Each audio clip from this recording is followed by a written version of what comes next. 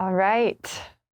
I am so excited to drop into this very specific conversation with you both and to give some context about kind of what we're doing here, opening a conversation, a really well-rounded conversation around this, what seems to be like a movement that's going on, but is really so much bigger than just a movement of women taking their breast implants out. We're in the early-ish stages of it in the aspect that a lot of women are having their implants removed because they're making them sick. There's something called breast implant illness, which is really just a overarching autoimmune response that the body is having to so many different things that are going on in the body. Foreign objects that are in the body being attacked by the immune system. Maybe some people are experiencing higher levels of mold, heavy metals, not even to mention how we get into the nervous system being affected by this. And yeah, there's so many things that we're going to talk about today around why, first of all, we want women that are thinking about taking the path of getting implants to maybe come across this conversation and to at least be genuinely informed so that when they consent to going into being on the table, going into surgery, getting under the knife, they really know the consequences, as well as, preparing themselves for meeting themselves in the deeper layer of truth of what is really going on here, which is this kind of war that's been going on women for a really long time. It's not just a conversation about breast implants. It's a conversation about how women are so programmed to think that something that we see as simple, like surgery, like it's not a complex surgery, it's a simple surgery. I just go in, it's a one-day surgery, right? And that conversation of like when somebody says like, oh, hey, I got breast implants, or like, oh, under the muscle or over the muscle. And really the conversation of like, wow, you were unconscious on a table and somebody cut through a place that has like major nerves, major blood vessels, arteries. Are you okay? And everybody's like, oh yeah, I'm okay. It's like a super simple surgery. They do it all the time. For me, I got my implants when I was 19, and I've never really gotten an opportunity to share my story because I was sick from so many other things in my life that me having breast implants and kind of the way that it affected my body was just one of the many things that was going on with me. It's also one of the reasons we're all three sitting here today is what has happened in my life through trusting the medical industry, what has happened through my life, the decisions that I've made to let the medical industry and Hollywood and all of the ways that women are conditioned in this country lead my decision-making when it came to my body, my choice. That's the conversation that I really want to bring to the forefront today in a well-rounded way, where we're here talking about what's really going on, what we're experiencing in the community of explants, and providing real solutions so that people leave this conversation and they go, I actually really understand what real solutions are, which are things that work, in a session with a practitioner that you feel the results of same day, same experience, not something that, you're doing for 6 months and you're not really sure if it's working. And then somebody just says, well, just keep doing it, or you just need to do more breath work. Like, I can't tell you the amount of times I just did breath work, but like did not have the capacity to breathe because of the scars that were, living on my chest, not to mention some other things that had gone on. So I want to start by opening this conversation and saying, Amber, thank you for being here. Your story is so special. And we got the opportunity, Kendra and I, to serve you at our latest retreat, and you took a big leap of faith coming there because you've already spent a lot of money on your healing after surgery and everything that goes into that you're going to get a chance to share about. And, coming to this was another leap of faith because it was like, is this just going to be another conversation around what potentially could be wrong, but not really providing solutions? And you had a really beautiful, miraculous experience at the retreat that gave us a lot of confidence because I knew that I had come into contact with some of the greatest resources I had ever found for healing, one through Kendra and some of the other resources that we've been gathering. But it was beautiful to be able to pass that along and to see you and so many other women experience that as well. And then Kendra, thank you for being here. My journey to finding you is so magical. I heard about your name in a random house that I wasn't even supposed to be in by some guy that was just there to do laundry. And my whole body lit up when I heard your name because like I said, my journey of getting my implants in, I was 19 years old when I got my implants in. And I remember not even being able to afford my implants and my doctor still being okay with me coming in at 19 years old with a completely underdeveloped brain and not parents that were behind what I was doing at all and not having the finances to be able to do it and finding a way to make sure that I still got those implants put in. And like many women, this is a very common occurrence when you get under the table, they cut you open, and then they decide if the implant size that you chose together is really right for you or not. And so, my size was a little bit too small on my frame, is what the doctor said. And so she, with her own decision making, decided to put bigger implants in. I felt fine with it when I came out of surgery. I hear a lot of women that come out with breasts that are a lot bigger than what they wanted or smaller than what they wanted. And so, then again, they go under the knife multiple more times. So for me, I loved my implants. I spent the last 8 years, having them and experiencing what it was like to feel like I changed a part of my body that I didn't like previously, and that I was going to be somehow happier with that experience. And of course, over time, anyone who's been on that journey realizes that these things don't actually make you happier. There's just another thing that's going to be added to the list. So I didn't start to experience really deep autoimmune symptoms until I started to really do nervous system regulation work. And I really believe that this is happening for so many women when they say yes to the journey of healing, right? So that moment that the woman says like, it's kind of weird that I have these like fake pieces of plastic sitting inside my body. Or maybe you're getting into a relationship that's really healthy for the first time, or you're starting to have conversations around healing, and the body starts to finally feel safe enough. That's when it really starts to process the things that it has been going through. And so most of the women that are going to be watching this are women who are hopefully really living a lifestyle that's trying to get you out of survival mode and into actually being able to live in equilibrium, like we talked about, live a life that feels really safe within your body. And taking this journey of taking your implants out is a part of that. So for me, I was really dysregulated most of my life, and I'm sure that the implants had something to do with that. But as you know, Kendra, getting your hands on me after I had my implants taken out, there were so many places within my body that I was completely disconnected from, which is something that we've seen with every woman that we saw at our retreat and every woman that I've gotten on the phone with to talk about her experience of having her implants taken out. So the reason why we're bringing this conversation today is so that women understand whatever you're going through, whether it's deep nervous system dysregulation, whether it's severe body dysmorphia, and you're still experiencing eating disorders and all of these kind of feelings of being at war with your own body, whether it's something like what Amber had, where her eyes were adjusting to the light in a really not supportive way for her to be able to move through life every single time that she opened her eyes, whether that's having had multiple surgeries and you have really bad posture and musculoskeletal pain that's going on in your body, whether it's like a lot of women experiencing hair loss, fatigue, hormonal disruptions, all of these things. As somebody who has had every single one of those things that I just described, trying to target one of those things at a time, although can feel really exciting because you're like, the next thing. All three of us that are sitting in this room know better. We know that there is no way to just target one of those symptoms, because the systemic experience that the body is going through when you have your implants put in, when the body is constantly attacking them, and when you have the implants taken out, and then the body has to then heal from that other surgery when you already weren't in tip-top shape. How do we provide real solutions for the women that are experiencing this? And so for me, I just got my hands on those resources in the last year and a half. And I searched all over the world. I spent tens of thousands of dollars trying to find somebody that could address my autoimmune, that could address my chronic fatigue, that could address depression, that could address the numbness that I was feeling in different parts of my body, really severe lower back pain that I had, which later on I didn't find out, until I was with you, that was from my appendectomy surgery, right? Laparoscopic surgeries, women that are having surgeries through their armpits because it makes a smaller scar. And so we think, well, there's not going to be as much damage.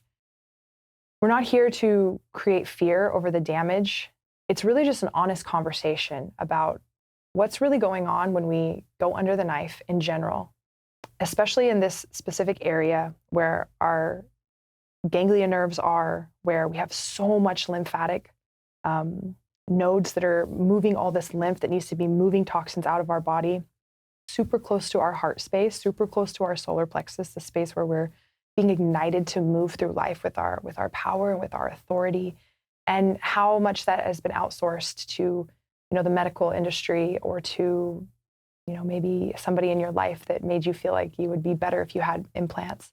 All of these conversations are what I want to bring to the conversation today. So first, I want to start off by just saying that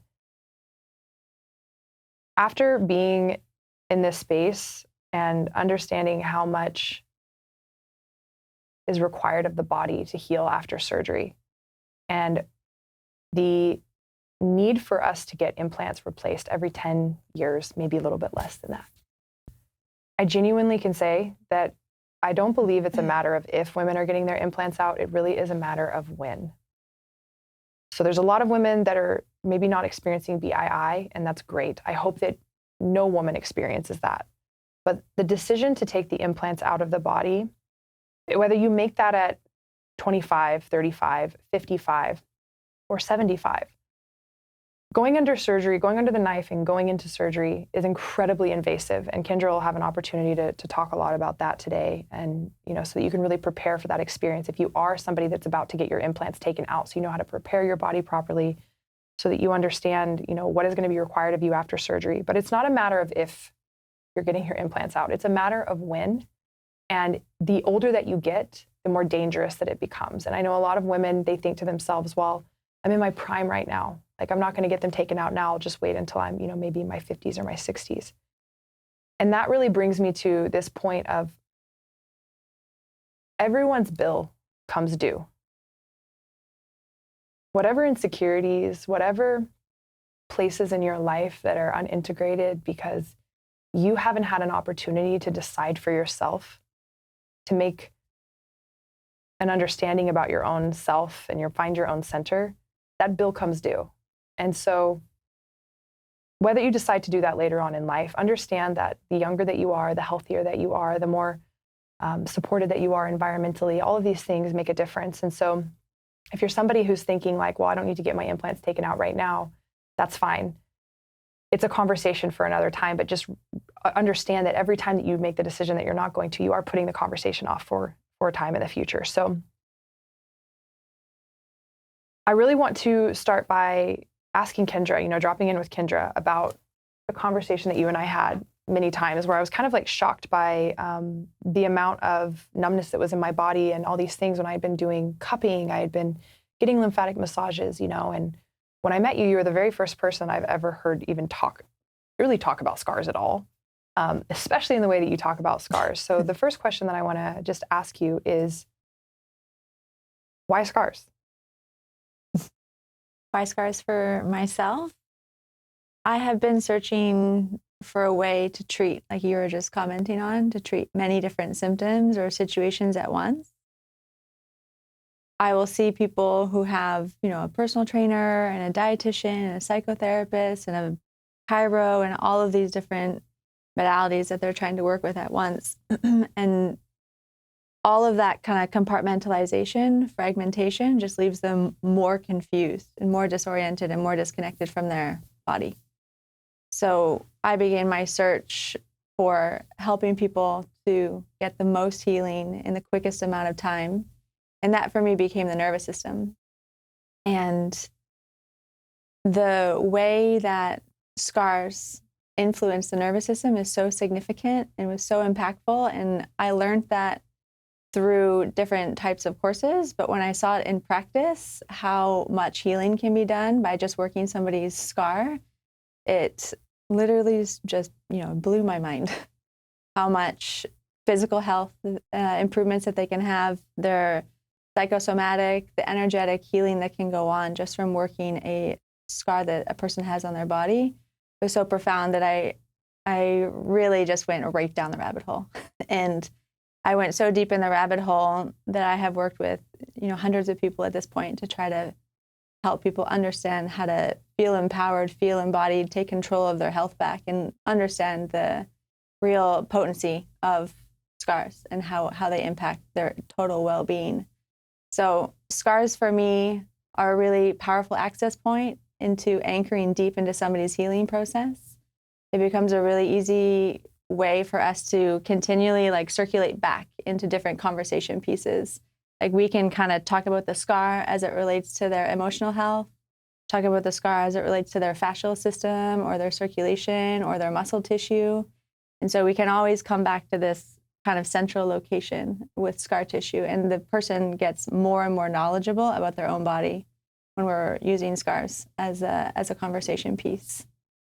Yeah, I joke about this a lot with you, but I feel like I did my whole healing journey backwards. I started off with the plant medicine. I started off with doing the big breath work and trying to heal my body through all sorts of different modalities. But what I learned from you and through my experiential work with you was that if there was one place that I could have started, it would have been with the scar tissue, because everything else that I was doing on top of that was like not really getting to the fullness that it needed to be. Like even all the breath work I was doing, I was still never being able to breathe to my full capacity because of where the scars were, placement and impeding right around my diaphragm. As well as like when we got into, my appendectomy scar and kind of how those scars had started to communicate with each other and move down my spine, I just learned that so much of the false stability in the body that is really created through the scar tissues as a way to, keep us in feeling like we're stable. Mm-hmm. There was so much work that I was doing around trying to get strength and so much work I was doing to try to feel safe in my body. But there's very specific things that the scars do that unless you've had work around your scars, you can do all the nervous system regulation, you can eat the proper grounded diet, you can make sure that you spend time around like the most quality people that are not triggering you, and you can not drive in crazy amounts of traffic. But there is a real issue with scar tissue constantly transmitting this kind of signal from the body, which is what I'd love for you to, talk about, because a lot of women, especially if their scars are really old, and that's something that we've come into contact with, is like a woman's like, oh, I have a C-section scar, or I have, because breast explant scars are relatively new. So we're seeing it more with women talking about C-sections. Oh, I have a C-section scar, but it was like 25 years ago, so it doesn't really bother me. I'd love for you to address, again, I just want to really reiterate that like scar work is the starting point of the work. And I know this because I do a lot of other modalities. And this is the one area where if I go do those modalities and then you start to push on and move around my scars, it almost starts the whole process all over again. Yeah. And so I think one thing that's really important when women are looking for resources around healing after explant is that you understand that the priority of what your body needs for you to really do next to set you up for success for the next thing, so that it's not one step forward, 3 steps back, so that it's like one step forward actually is a leap and a bound forward because of the way that you were set up for success.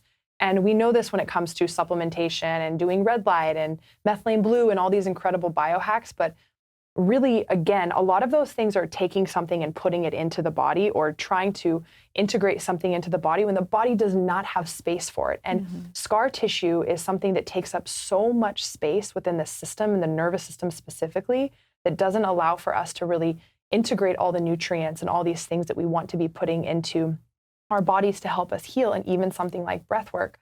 So what I'd love for you to just address is talk about the scars from this perspective of, it being really old on the body. Maybe it doesn't bother somebody, right?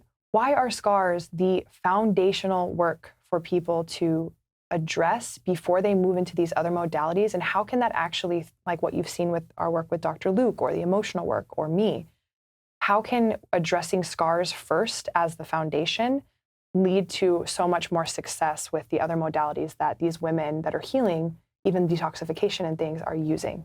Yeah. To me, what I found is scars are I call it scars are on the top of the food chain.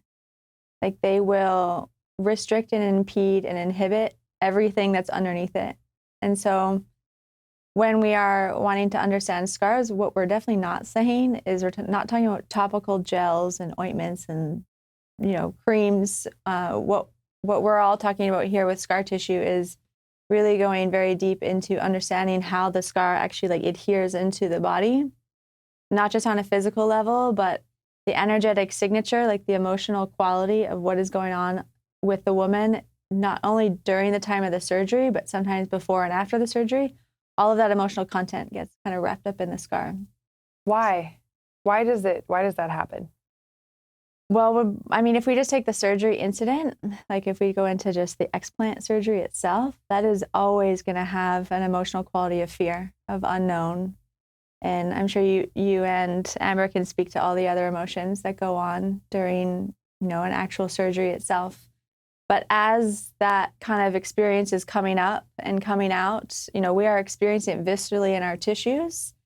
And then as that wound comes to heal and it makes a scar, it's literally kind of encapsulating that quality and I worked with so many people who do amazing inner work, trying to work on their emotions and their psychosomatic health and their energy body.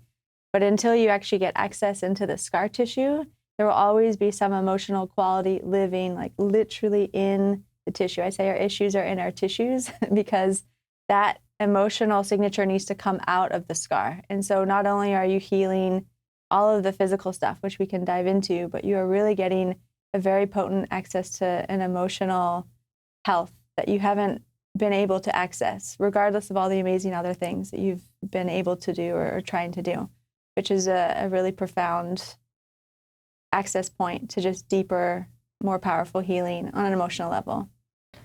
So we all have this body that has this really delicate but complex structure of fascia and lymph nodes, and all these information is moving from the brain into the nerves, into the lymph, into the organs, into the bones and the joints, and everything is moving as this like giant ecosystem, right? And then what happens is the fascia, which is like the superhighways for that information to move all the way down the chain, so that the second that you go to step, your brain is already communicated with your foot and knows exactly how to leverage your body to be able to support that movement, right? What we're talking about is that that's the normal, when I say equilibrium of a human being, is like it doesn't take much thought to be able to breathe. It doesn't take much thought to be able to run and to jump and to catch something really quickly, right? But what happens when we go into surgery from what you're expressing is that not only is the scar tissue from that incision impeding that superhighway of information, and so no information can really pass from the brain in that super fluid way to all these circuitry points, but now there's kind of like this giant roadblock, right? Yeah. And also to the lymph system, there's these giant roadblocks if lymph has been cut through. And then on top of all of that, this huge roadblock that's there, it's almost like not only is a roadblock there that's like, you can't come through here, but there's also somebody that's having an emotional breakdown. And so everybody that should be tending to kind of that roadblock to clear the road is tending to kind of this mayday signal, this like very traumatic, energetic signature, as you'd like to say, that's going off in the body. And so that scar that's sitting on top and impeding blood flow and oxygen and circulation and circuitry from the nervous system is also signaling and holding a memory of everything that was going on during surgery, even though you were unconscious on the table, and everything that was going on in your life emotionally, because our organs are holding these emotions, our fascia is holding this information, and is trying to signal and communicate this in the most efficient way possible. And what happens is surgery just makes sure that that's not possible. Mm-hmm. And so when women come out of surgery, now they're like, why do I feel so fucked up? Why, when I come out of surgery, am I not able to go into a crowded room anymore and have just like a normal conversation without feeling really overwhelmed and sensory overload? And now I just need to kind of sit down, and I'm not able to intake and digest life the way that I used to be able to intake and digest life. And for me, on my journey of like really deep metabolic healing after having autoimmune and endometriosis and all of these things, the thing that I learned is that the body has to digest everything that it comes in contact with. This is the chemicals we put on our skin, the environmental toxins that we're coming into contact with. These are conversations that we're overhearing, social media consumption. This is the small things that already every day we live in an environment that's so sensory overloaded that it would be hard for us to be able to actually digest everyday life. So just imagine being a woman that's just trying to exist in life already, that's like, this is too much. I should be in a garden like with no bra on and just soaking in sun all day and like slowly making some sourdough bread and having like amazing laughs with my girlfriends and hugs because I need to prioritize oxytocin because oxytocin is one of the most important hormones for progesterone and estrogen and all these other things.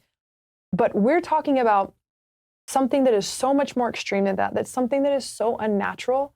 And I feel like it's so funny because if we were to like be able to contact our ancestors and we were to be able to call them and we told them that we put implants in, first of all, the amount of questions that they would have as to like how that was even possible and how we didn't die and how we didn't bleed out, right?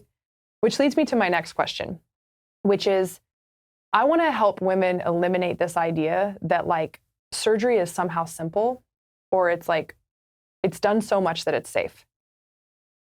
There is something so unnatural about going under the knife, especially for an elective surgery. the repercussions of somebody going under the knife, like how I did when my appendix ruptured, you know, I'm grateful that there was an opportunity for that, because otherwise I wouldn't be alive. But the elective surgeries, there are a lot of doctors who really can't even address and speak on the damage that they're doing because they're not trained to understand fascia. The only fascia that they've really spent a lot of time with is like cadavers, you know, or there's like a certain amount of time that they're learning about it. But overarching, the conversation around fascia even is hard to really come by. And so, you know, Kendra, for you being really specialized in fascia, being specialized in scar tissue, understanding these really complex aspects of what's really happening after surgery, and having been such a proponent of that, like choosing to go after scars when everybody in your life was like, it's not a thing, nobody's going to be interested in it. You know, so if we have a scar, we put it behind us, kind of like an emotional wound.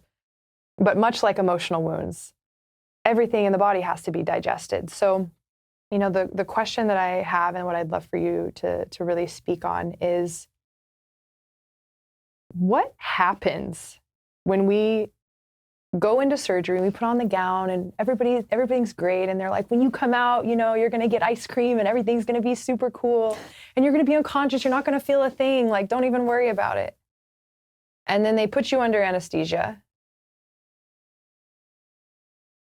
Your consciousness is taken from you.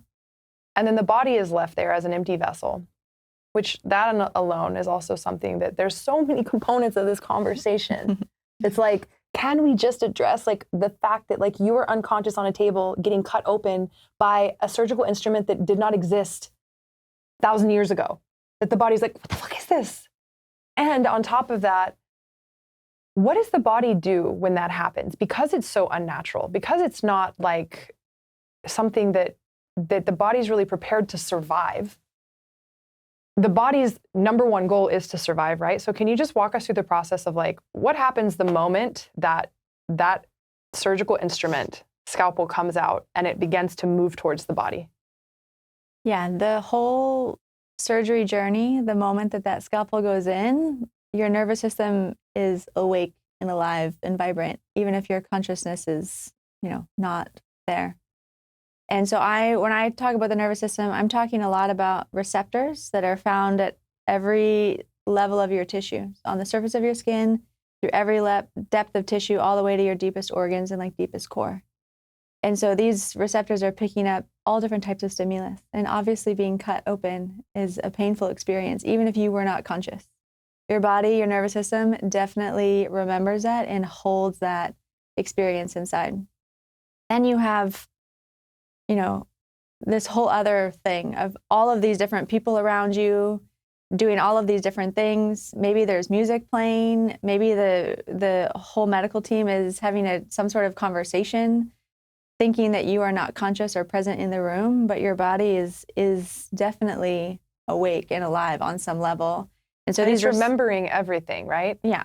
Yeah. So it's really like there's a famous, you know, book that everybody says, and I think it's a good thing to bring up, is the body keeps the score. Like it really remembers all of that, all of those moments.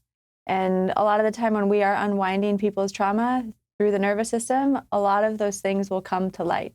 Lots of people will remember the songs in the medical room when the operation was going on, or they'll remember statements that the medical team said. All sorts of different things will come up. One of the things that I treat a lot with the nervous system is sound. Surgery is loud. It makes noise as you're cutting through. It makes noise from the medical staff, and that gets stuck into the body, and it's very impactful because you become very sound sensitive when you are up and awake and now conscious going through your day as you're healing from the surgery and you're doing life after that. You can be very sound sensitive, particularly around the surgery site where the actual surgery was happening. But if there is traumatic sound near your head or anywhere down into your feet, that can get stuck into the body on a nervous system level. And all of that needs to be like expunged and resolved and liberated from the body so that your nervous system can run smoother and more efficiently.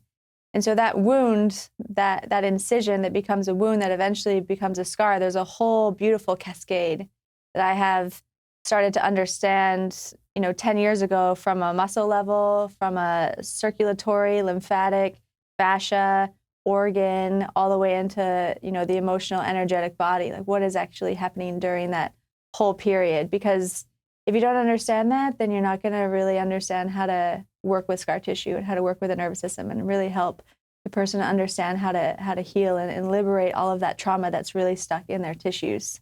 Mm-hmm.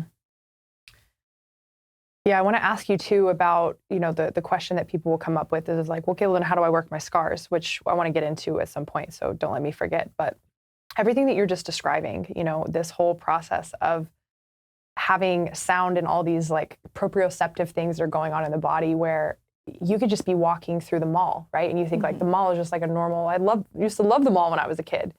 And for someone like Amber and I, walking through the mall right after our explant surgery was like the amount of warning signals that would be going off in my body, and that's where I want to talk to you, Amber, about your experience, because you had a year and a half post explant that was hell from what it sounds like. Yeah. And you were so available to get help and to get resources, and you had, you had a lot of the resources, right?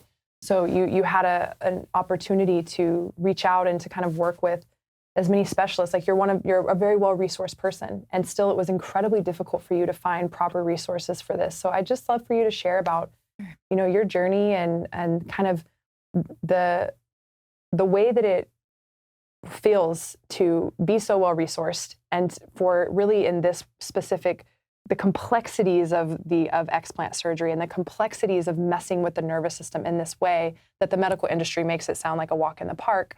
The consequences that you went through and everything that you had to do to kind of bring yourself back to this journey. Sure.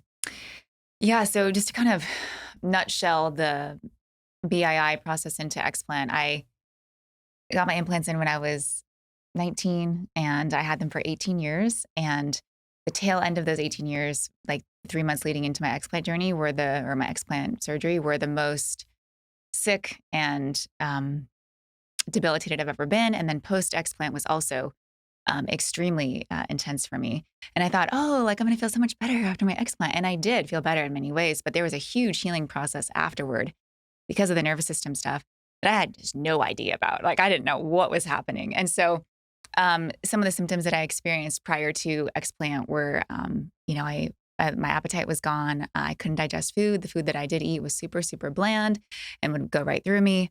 I was severely depressed, severely anxious, to the point where I basically couldn't function. I had such severe chronic fatigue. I was just kind of bedridden throughout the day.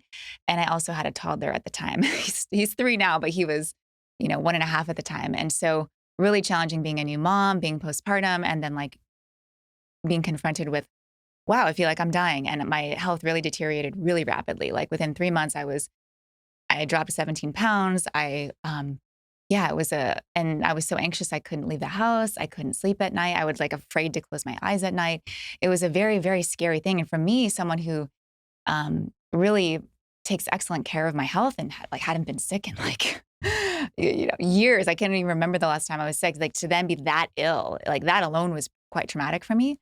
And then going through explant, I was really just hoping, is this going to be the answer for me? Because I really didn't know. I thought, well, I have these markers in my blood work that I had done with the functional medicine doctor. And he was saying, well, these things in your chart show me that, these symptoms could be coming from your implants based on all the inflammation in your body. And I was like, great, I'm going to book the surgery, right? So then 3 months later, I go under the knife, which was also a pretty intense experience for me. I would say very traumatic.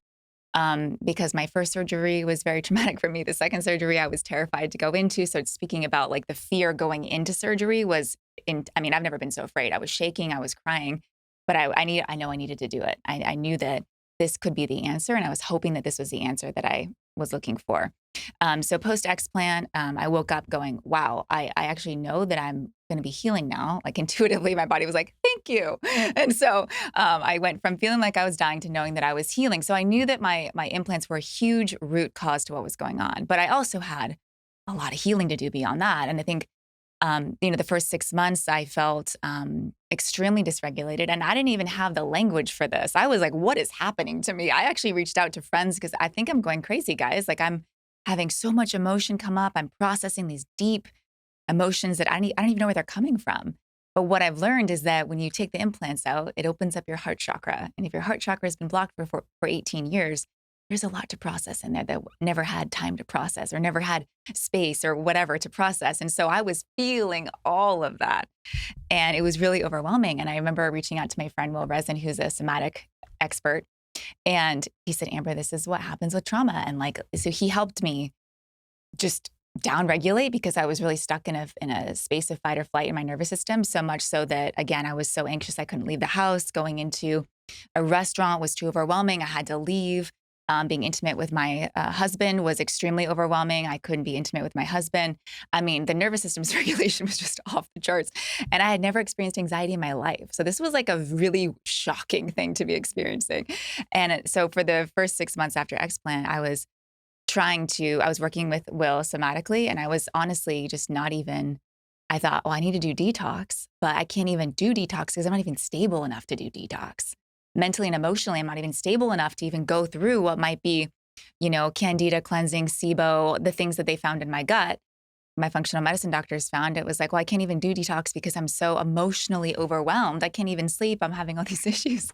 So I just focused on somatic work for that. Really, like that first year was mainly somatic work, and also eating really clean, eating organic, spring water, doing all the things to try to just kind of baseline health in terms of nutrition and yoga. But, the first 6 months I could barely function even physically. Like I didn't have enough energy to. So I was feeling better than I was before, but it was still like, I felt like at half capacity still.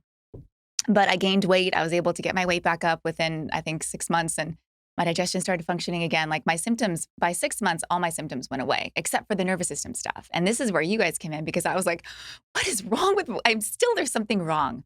And nobody around me, even these somatic experts, could really get to what was going on. And so it took me finding, Adrian, speaking to her about her explant process, speaking to her about her retreat, and Kendra's work that really just opened my eyes to there's a whole nother level of nervous system regulation work and reset work that I have no idea about. And so I attended your guys' retreat a couple months ago, had an incredible experience with Kendra where she realized that my pupils, for whatever reason, and she found this while working on my scars and looking at me, is that my pupils were were dilating multiple times every time I opened my eyes. So every time I'd blink open my eyes, my pupils are going out in multiple times before they'd settle.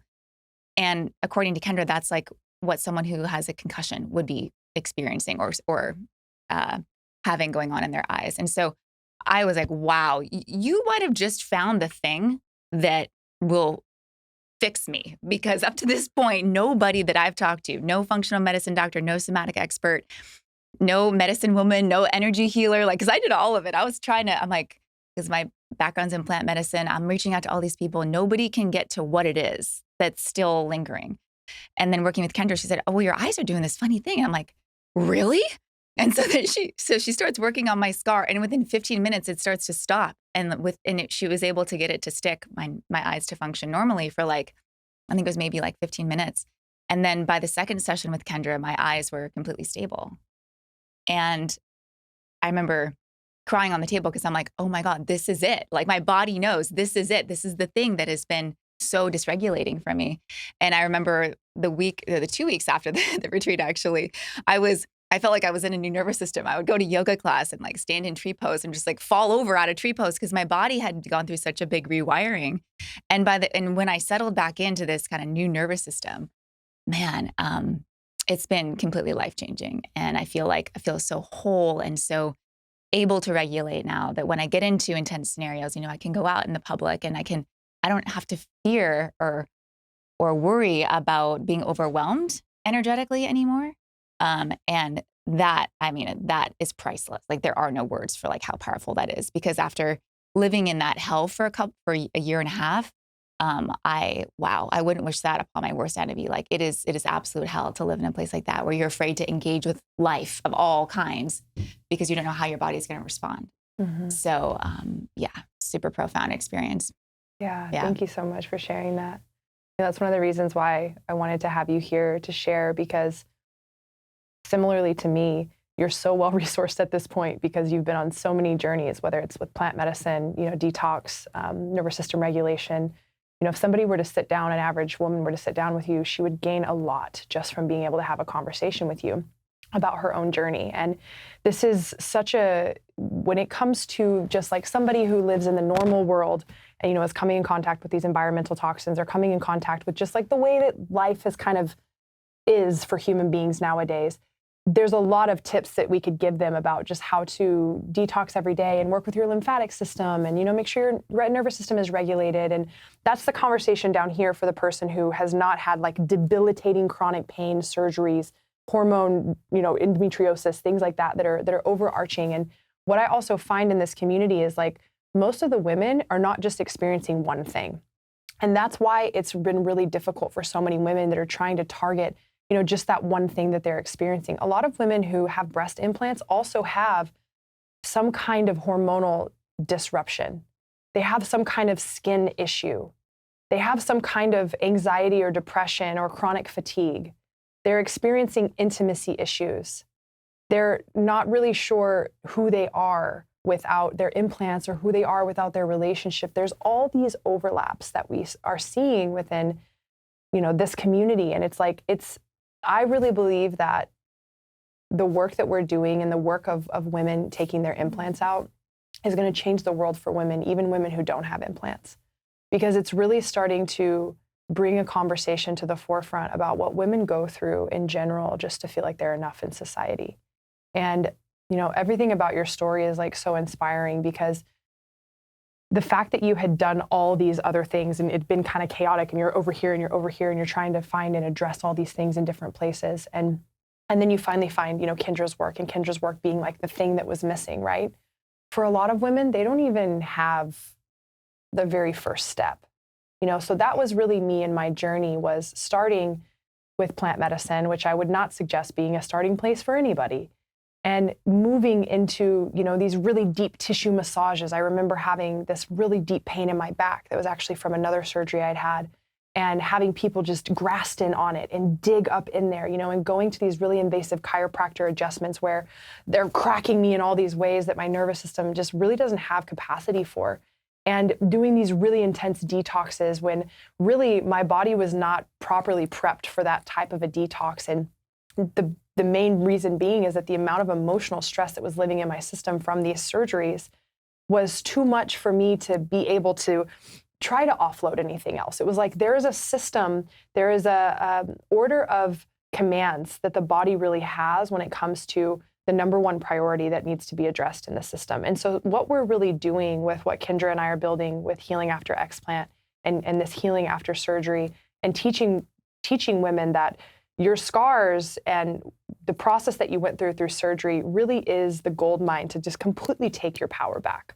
And not just your power from surgery, but like your power from your whole life, because the process is going to teach you so much about where you give your power away and becoming your own inner authority. And Amber, I know you're really aligned with that. Like there really is no outer authority. We all are here to do that work, to align with our deepest authority within ourselves, so that we can show up in a way that is not destructive, to everybody around us, to really be in consideration of the impact that we create everywhere. And a big part of that is beginning with taking responsibility for, the decision to get implants, all the consequences that come after that, the ways that the system is really rigged against us to be able to find like quality solutions that you go in, you pay the money, you get the solution that you need, and you're not getting the runaround and having to chase all these different things. And that's really what we're creating with this Healing After Explant, is a central hub and a network where all the resources from the lowest foundational place of,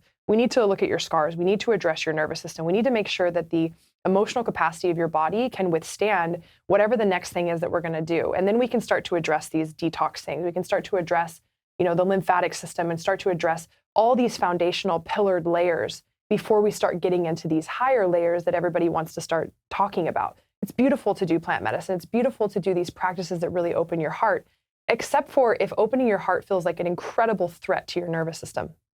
It's great to want to go out and to meet new people and to build deep relationships and to dive into intimacy, unless it feels like a direct threat to your nervous system. So I loved what you said about how, you're so well resourced in nervous system regulation techniques and modalities. And this is a whole nother segment of nervous system that I personally don't know anybody else that's gotten into yet. Because Kendra, you're the first person I met that was able to even bring this conversation in. You know, I'm so grateful for your resiliency and being like, I'm committed to scars when it's not really like the sexiest thing. It's so much sexier to do something that, it's like a scar is kind of like, ew, like just tuck it away in the corner, you know, like I got a tattoo over mine. Like that was my way of addressing the ugliness of my scars, right? You know, I have a lot of friends who have like the appendectomy surgeries, and there's a lot of shame with the way that it looks. Like scars, they pull at you, they tug in ways and they pull in, and so there's so much emotions that go into just holding a scar on your body and having to identify with like this ugly part of your body, that I think that it is kind of hard for somebody to say like, I want to address my scars. It's like saying like, I want to address that really ugly trauma that has created all these protectors in me and these defense mechanisms that are masking like just how scared I really am, just how ashamed I really am, just how fucking confused I really am.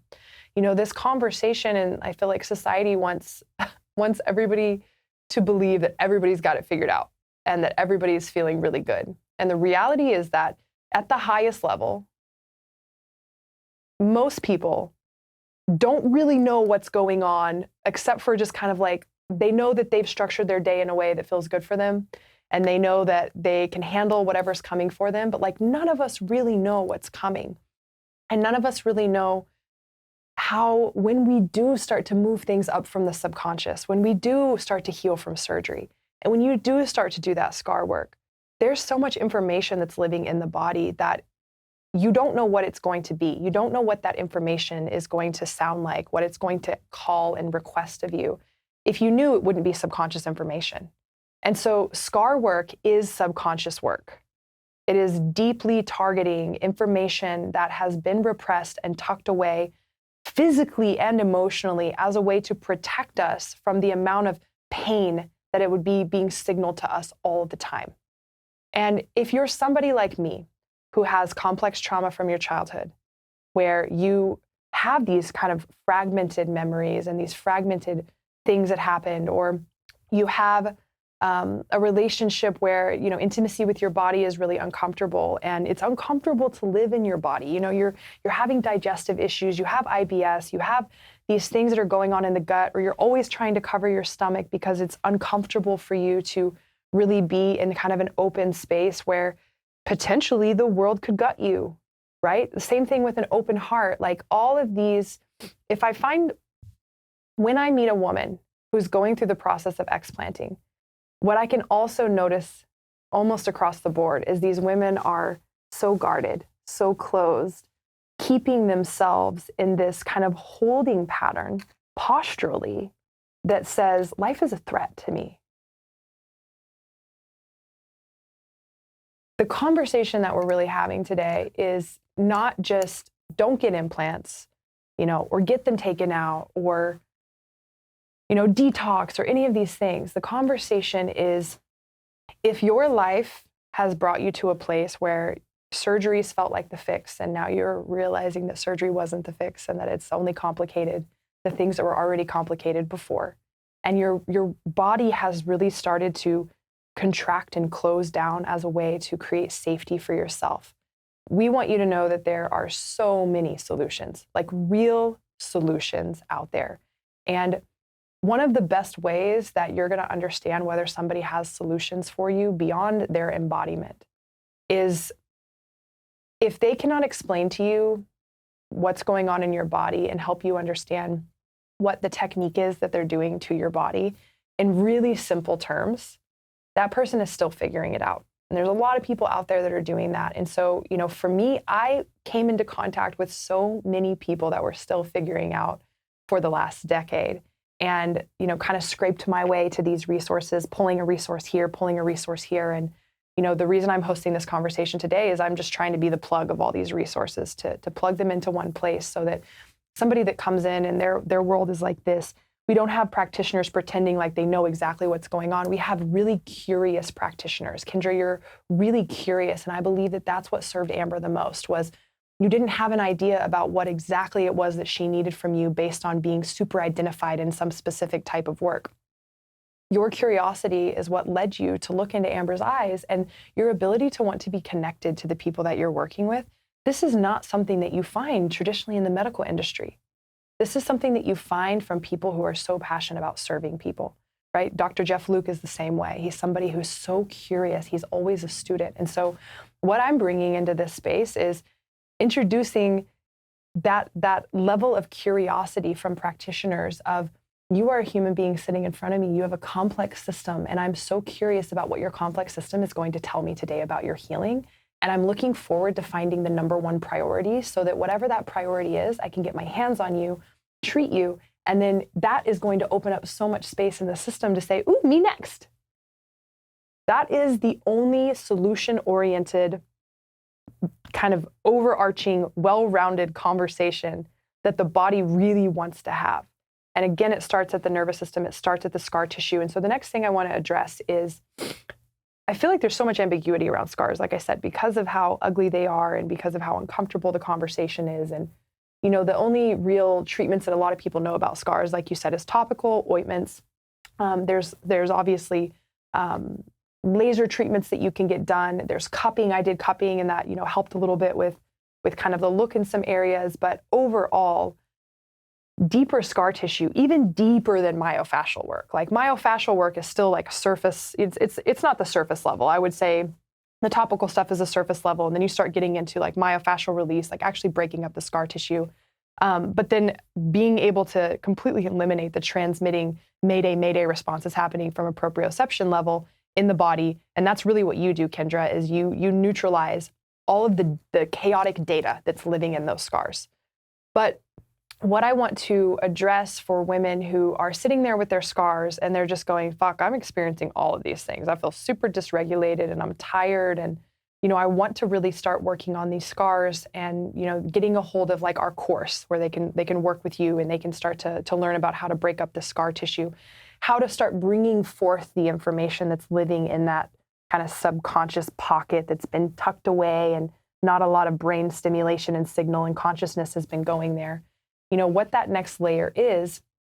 And what I've learned from you is we need to understand how scar tissue actually works, the mechanism that scar tissue uses as a way to save our life. And I use that, it sounds dramatic, but really, when a woman goes under the knife, there's really the threat of death is like as imminent in our face as any other time, because the chance of bleeding out becomes something that we're not experiencing through obviously paper cuts or bruises or bone breaks. But as soon as we're cut open, the body knows that it could breathe out or it could get an infection. So I'd love for you to talk about how scars place themselves and what they do in the body, which is also why women experience so much musculoskeletal pain, why they experience issues in their sex organs, issues in their major organs like their liver, when they're having these surgeries, what happens and what does the scar do?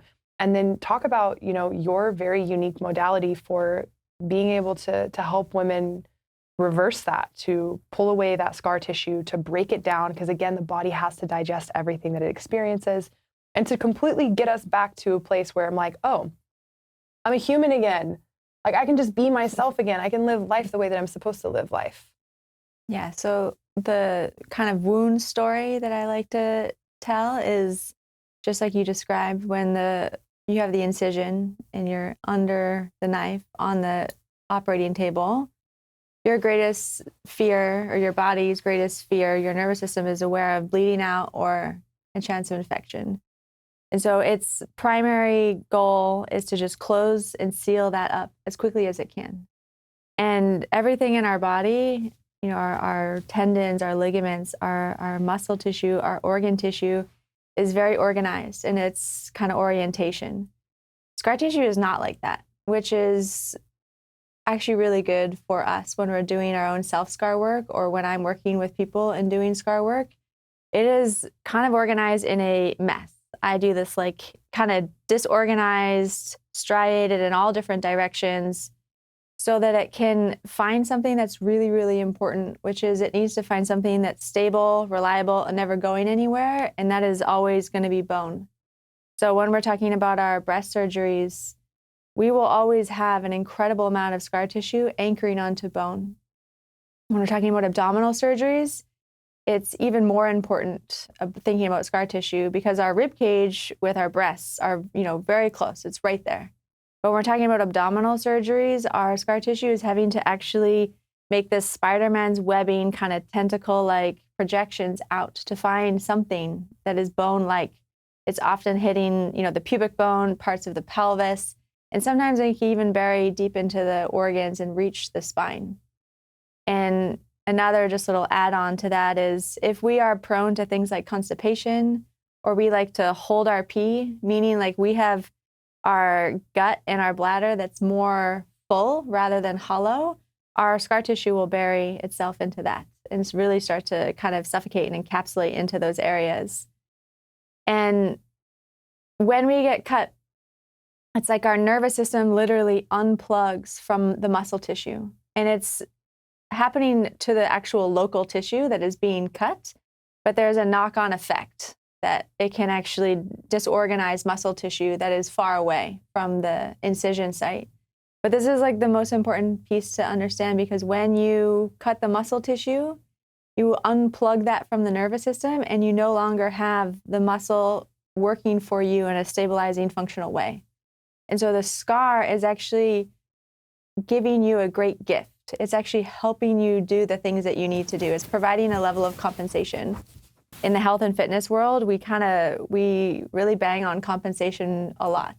We have to get rid of all our compensation. And I like to hold the conversation of being like, wait, compensation is helping you, do your workout, play with your kids, helping you just do all the things that you need to do with your life.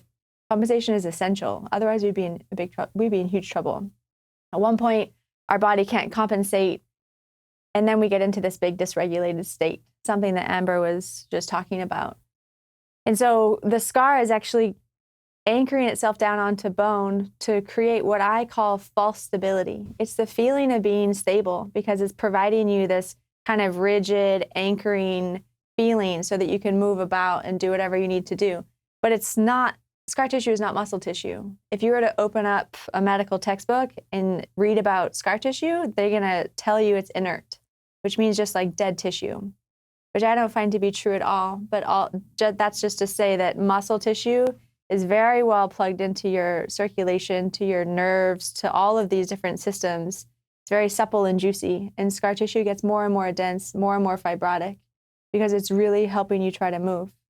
And so when we're talking about the spine, when we have scars from our pelvic floor to our top of the head, we have an incredible amount of movement that's potentially, capable in the spine. It moves in 3D and across 6 different, directions, and it's very dynamic.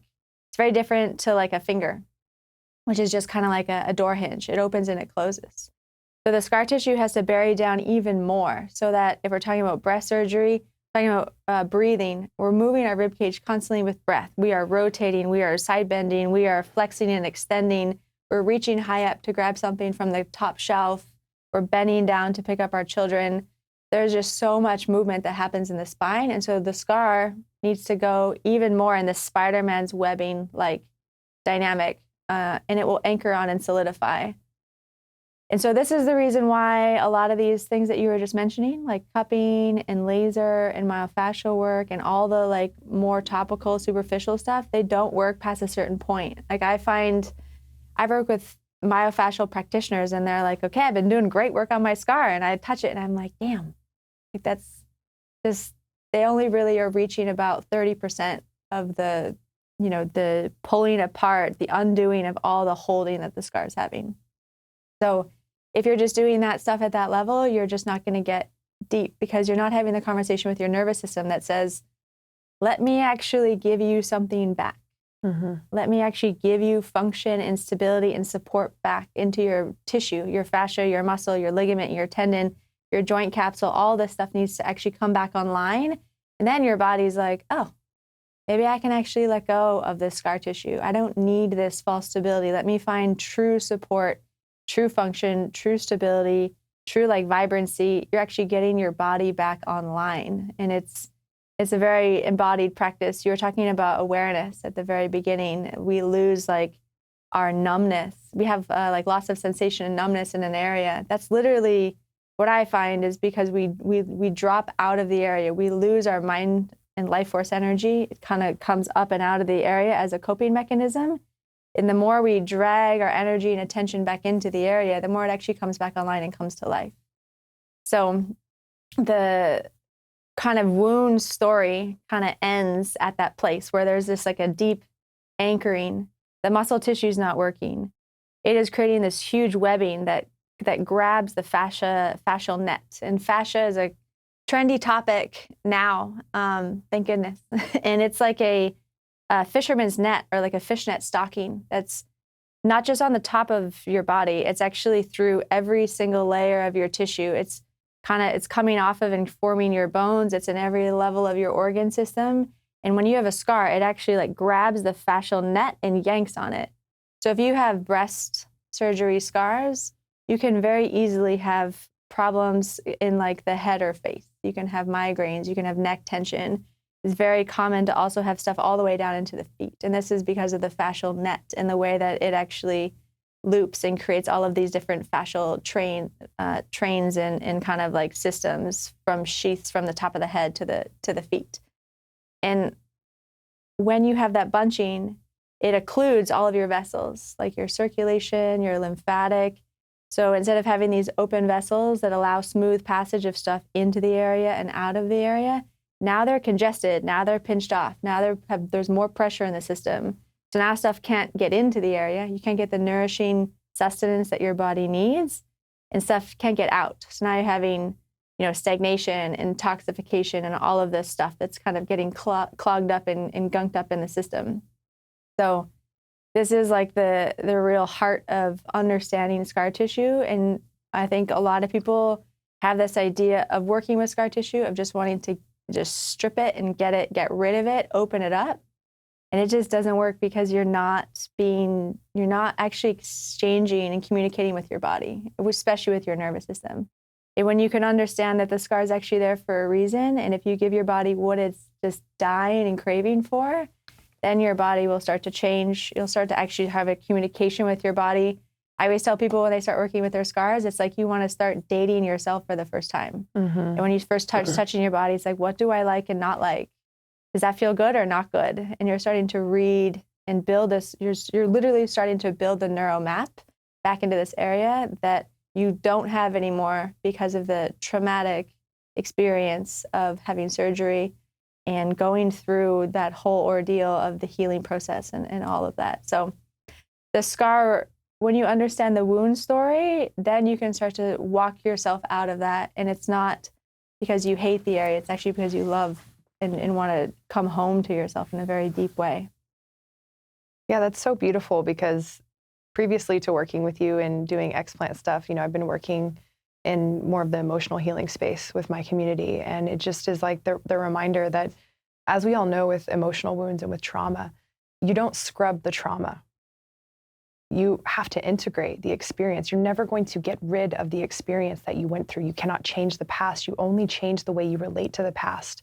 And so relating is really the most essential conversation around why you can't just go and scrape out the scar, is because relating to your body in a way that you think that you could scrub an experience that you went through the past is this deep like avoidance mechanism of like, I just don't want to address the decision that I've made. And that is the imprint of not feeling in your authority. When you feel you're in your authority, you are available to claim responsibility for the decisions that you've made in life. And to also understand that, yeah, although you maybe the informed consent piece was like a little bit lacking and everybody else around you made it seem like it was completely normal, that ultimately you are in the driver's seat of your life. And if when you go through an experience and you make a decision about your body, one, in the past, the way that we learned to be more delicate with ourselves, the way that we learned to be able to show up really in integrity with ourselves is through these past experiences. That's why we don't want to scrub them, because they are not just what, especially when we clear that false stability, it actually helps to ignite more stability because we have experiential context. We have context of how we want to show up better in the future. And so, addressing our physical scars, addressing our emotional scars there's this need and this invitation for us to stop trying to get rid of these parts of ourselves that are still communicating pain, and just to really ask the question of, what does this new version of me that has this really need to prioritize in order to create enough safety that the way that I relate to what has happened to me is with curiosity. It really comes back to curiosity. One of the reasons I think you're an incredible practitioner beyond your amazing certifications and your nerdiness for scars and your dedication to this work is your curiosity. So, I want to really invite women that are listening to this conversation into that curiosity, which is a very right-brained, it's a very sensual part of ourselves. I have a workshop on neuroanatomy that I teach that's literally all about that part of the brain that is that helps us to process these painful experiences, because there's so much pleasure in it. It's all about sensation. It's all about what did it feel like to have your implants taken out? The curiosity of what did it feel like, rather than making a decision and a statement, and kind of deciding that something is what it is. So the next question that I want to ask, because man, this information is so good, Kendra, I feel like I just want to send an email to every single person that's ever had surgery and be like, whatever you're spending money on, whatever you're spending so much time and attention on, like, maybe it's great, but if you do not feel like you have had a real solution land in your lap, like, stop everything, put the solution in your lap, see everything that opens up for you from working with your scar, then allow your body to communicate to you what it's now available for. That way of relating to the body really opens so much more space for, one, life to be an adventure, and for two, for you to experience whatever you're meant to experience next, instead of trying to get to the finish line.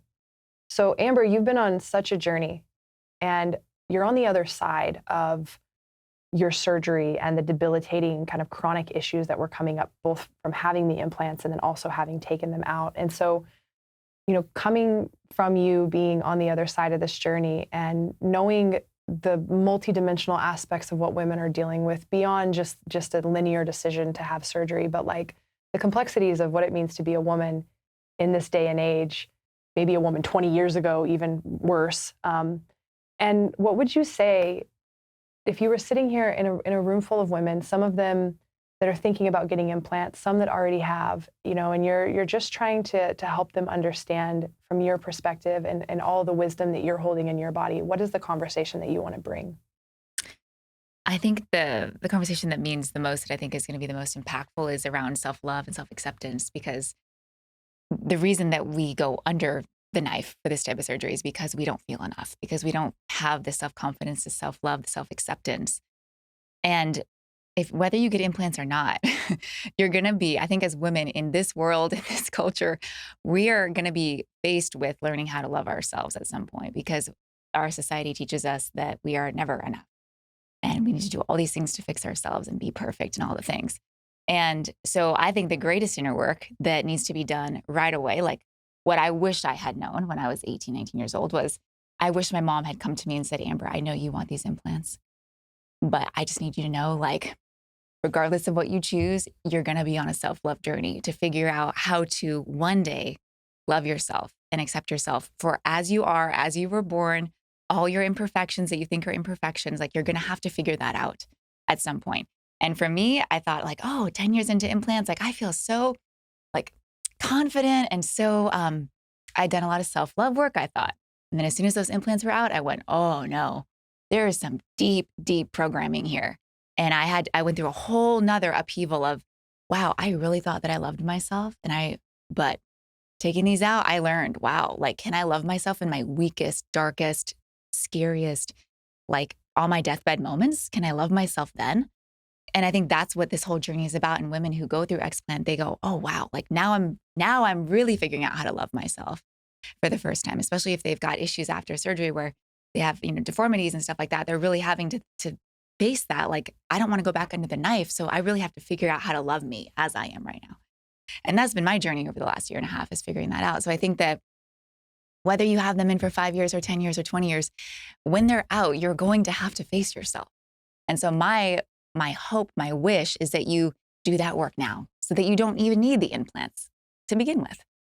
And if you do get them, at least be educated and be aware of all the potential complications. Listen to all the women who've gone through BII. Like, do the research for yourself and be really, really informed, so that when you do the surgery, you have the tools, you have the resources that, if you start to feel sick after explant, you have all these skills and tools and things to support you, because that's what's going to be required. As much as you might not think, oh, that won't be me. I mean, for 18 years, I thought, oh, my implants are great. I even sold other women on implants. I'm like, they're great. I'm so confident. It's amazing. I've never had any issues with mine. Wow. Did I really learn that lesson the hard way? And so I strongly believe that implants are ticking time bombs. And no matter, there are women who get sick with them right away. There are those who it takes 18 years. But I think the deepest work is a self-love work. And that's going to be required no matter what. So I say do that first, and then see if you still want implants. Yeah, it's beautiful. Thank you. A question that I get asked a lot, Adrian, what do you think about fat transfers? This is another conversation around the self-love, right? Yeah. There are women, this is a very real conversation. There are women who are in that place where they are like, I want to get these out of my body. I don't have a choice but to get these out of my body, but I am just not ready to face being flat-chested. Right. And here's what I will say to those women. It doesn't seem like any more invasive to take fat and to put them on top of an area where you're already having surgery. But understand that even though liposuction is considered non-invasive, I laugh because it's so invasive. It's so invasive to your fascia. It's so invasive to your lymph nodes. It's so invasive to the nervous system. So the conversation around fat transfer is, if you are going to do fat transfer, please understand that the amount of scar work that you are going to require after your surgery will actually be more significant. If you are going to do fat transfer, there is no guarantee that the fat is going to be proportionate and that your body is going to accept the transfer, and that might require more surgeries in the future, which is only going to continue to add on to the amount of stress load that the body is already holding. To me, fat transfers are the riskiest way to go about doing an explant surgery, because it is continuing to just add more things, more dominoes that might fall, more variables that might disrupt the healing process. And also it just goes back to that kind of energetic imprint of like, I'm just trying to be something that I'm not. I'm trying to create something that's not there. And I understand the like really delicate place of a woman who is like, listen, I hear you, and I'm absolutely just not okay with where my body is. And with that, like what Amber was sharing, that's okay. And maybe if the implants aren't making you sick, that it's not next week that they need to come out. There is a sequence of being really tender with your process where you can really discern. Discernment is also that part of that inner authority, like being able to really check in with yourself and say, you know, am I in a place to do surgery right now that my environment is proper, where I'm going to be able to hold myself through this experience? And a lot of people don't have anybody to hold them through the experience because it's not something that everybody can relate to. Like for most of us, our friends really didn't know what to say. They were like, okay. I mean, for me, I had most of my guy friends that were like, don't do that. You know, specifically told me, don't take your breast implants out, because that's just how normalized it's become. And Amber, I know you've had some experiences as well with not really feeling supported with your friends. And so what I want to say is this conversation is here to host a plethora of the variety of where women are at on their journey. We would love to be a place for you to reach out to no matter where you're at. If you're in the beginning phases, if you're in that place, like we accept wherever you are. I accept wherever you are on your journey of explanting. And there are solutions. And the biggest thing we want is for you guys to be informed and to understand how much support is really required during the process of getting your implants taken out. I know a lot of women are doing this journey on their own, and it doesn't have to be that way. And so something that I want to just ask you about, Amber, as well, is going through the process of, and I had this experience too, but I feel like your experience has more texture to it. You know, I've had these experiences, like I experienced with my dry fast friends that were just like not at all supportive. And I completely understand how it made them uncomfortable, or, you know, having guys that were like, don't shave your head or don't take your implants out. But for you, you were really in a place, from what you've shared with me, where you were doing everything that you possibly could.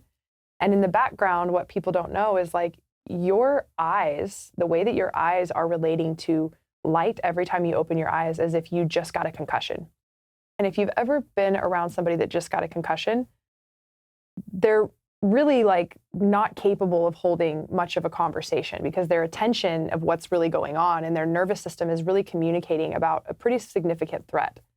And so, I would love for you to just share for women who are doing so much work and they're trying to show up and they're not really feeling supported, and like these things that I know that you can relate to, feeling very alone in the experience. What you want to share about that as well. Yeah, I think, something that I've learned through this that just did not anticipate was that people would have all sorts of reactions to my healing process.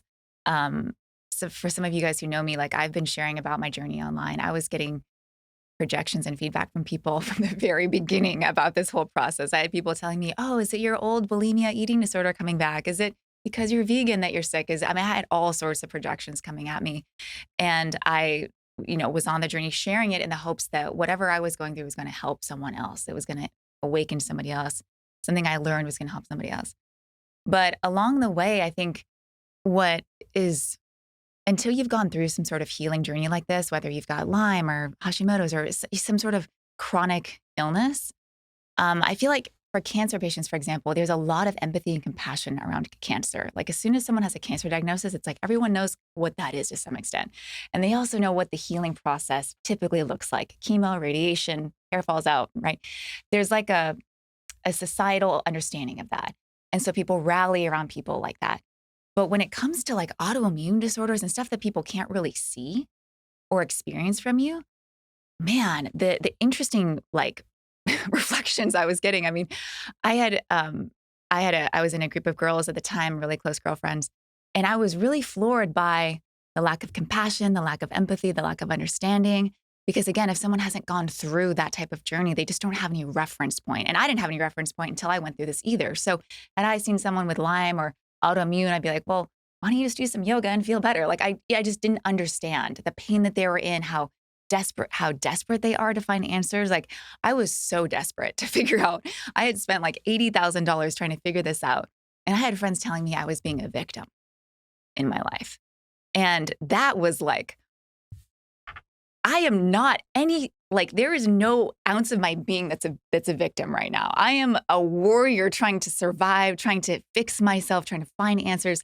The last thing I need is people around me telling me that I'm being a victim in my life, or that I'm, faking it. Like this, there was, no one actually said that to me, but there was an essence of like, well, I don't know, because I'd have good weeks and I'd have bad weeks and I'd have good weeks and bad weeks. And so some weeks I'm like really sick and not doing well. And then other weeks I'm like, hey guys, what's up? I'm ready. Let's go.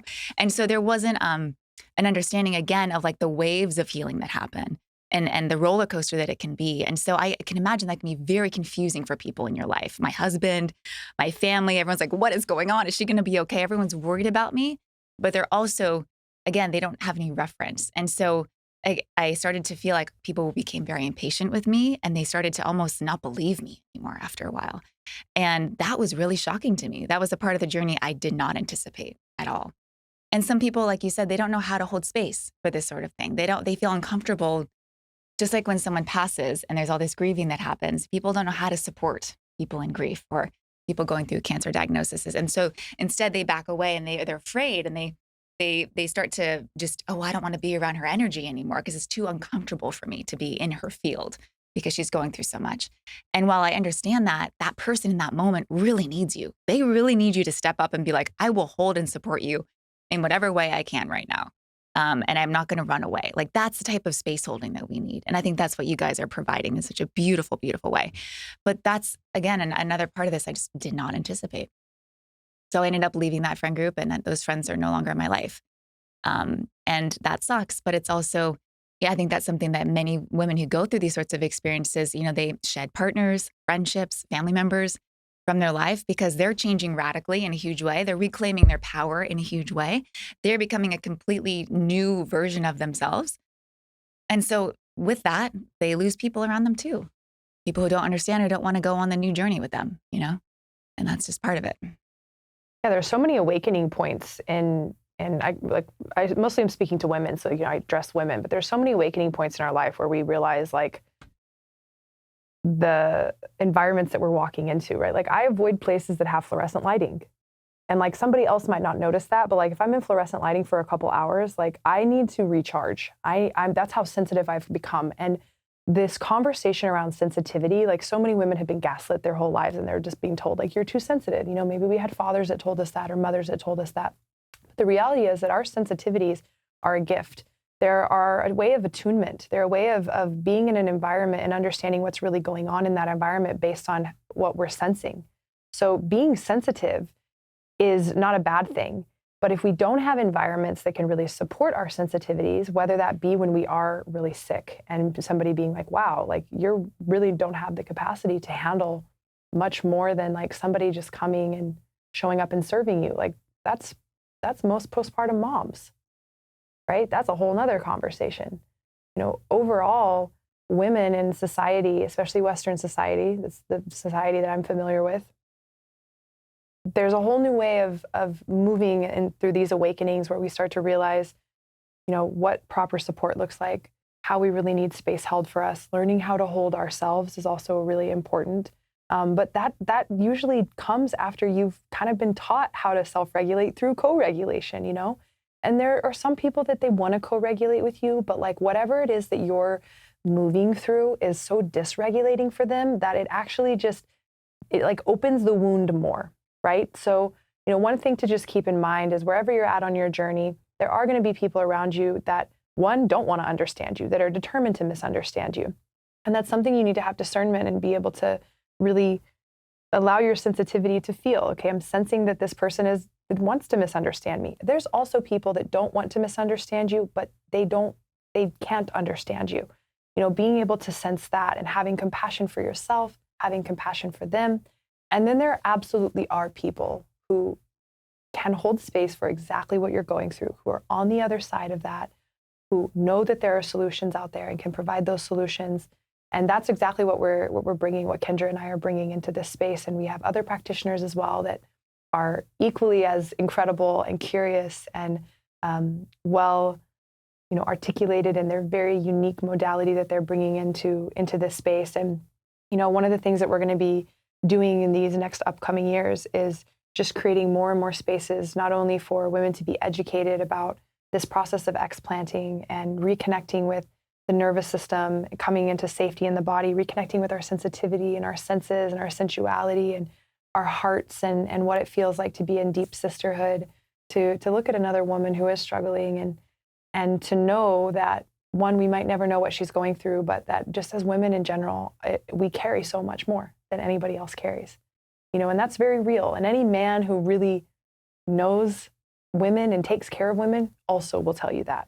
So we're here to support women who are moving through this explant experience, who are looking for resources, who are looking for real solutions to be provided to them for healing after surgery, for working on their scars and scar tissues and the way that the scar looks, whether that's deformities or whether that's having numbness and tingling, but also working in much deeper layers of fascial work, of nervous system work, of emotional work, of even some organ work, of working through the way that you're relating to your own body, the way that you show up and compare yourself to others or compare yourself to the past. And we're here to help you integrate the fullness of your explant experience. So what we're offering this year is retreats.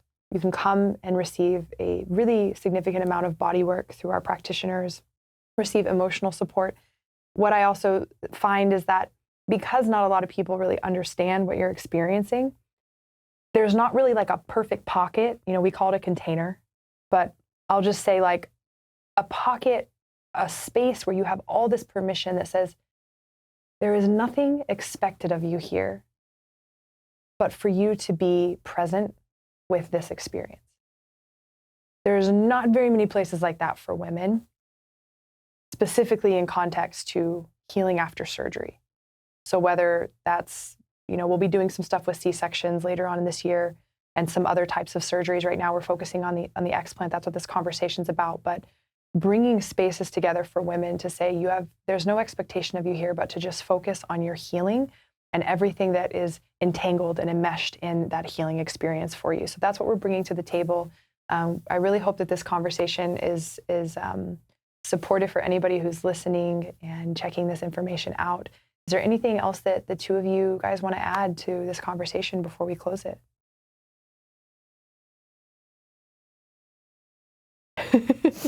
You crushed it, so it makes sense. Yeah, you can't think of anything unless you want to go on another rant. I think timing-wise. What about you, Amber? Is there anything you want to add? I don't think so. That was like super, super awesome. Yeah. Yeah. Sweet. Yeah, feels good. For those of you looking to get in contact with us, Healing After Explant is our Instagram handle, just plain as it is. Adrian Ellison, you can find me on Instagram, Kendra Toothill, Amber Sears, and reach out with questions that you have. And please think about coming to our retreat, especially if you're looking at your next step. I really genuinely believe and encourage you to look at us as your next step. I believe that it will provide the solutions that you're looking for and open up a whole new world of possibilities for your healing journey.